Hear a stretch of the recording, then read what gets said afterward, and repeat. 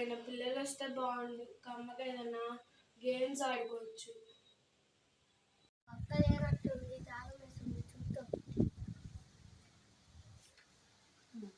ఇక్కడే ఉన్నావా? ఇంటికి తాళం వేస్తున్నావు, ఇక్కడే ఉన్నావా? గేమ్ ఆడుకుందామా?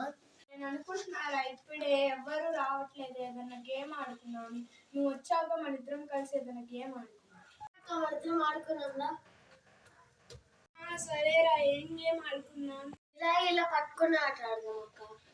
ఇలా ఇలా పట్టుకునే ఆట అంటున్నా, అది అసలు ఆటే కాదు, దాన్ని పట్టుకునే ఆట అంటారు. అవును, పట్టుకునే ఆట అక్క, నాకు పలకటం రాదులే.